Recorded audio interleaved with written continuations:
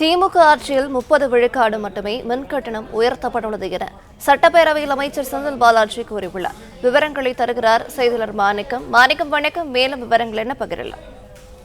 தற்போதைய முதலமைச்சர் மு.க.ஸ்டாலின் அவர்கள் எதிர்க்கட்சி தலைவராக இருக்கும் பொழுது தமிழகத்துல அப்போது இருந்த அதிமுக அரசில் உயர்த்தப்பட்ட மின் கட்டணங்கள் தான் சாக்கடிக்கிறது என்று போராட்டம் நடத்தினார்.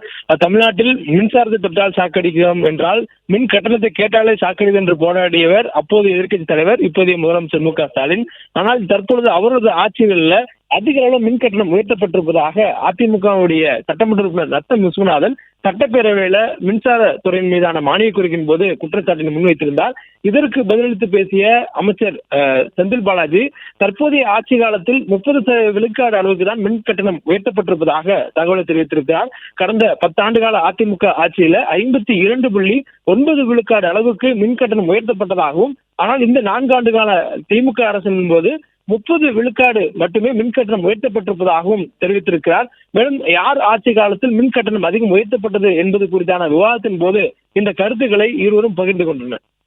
பிளே ஸ்டோர் மற்றும் ஆப் ஸ்டோரில் இருந்து பாலிமர் செயலியை QR கோடு மூலம் பதிவிறக்கம் செய்யுங்கள். செய்திகளை உடனுக்குடன் பெறுங்கள்.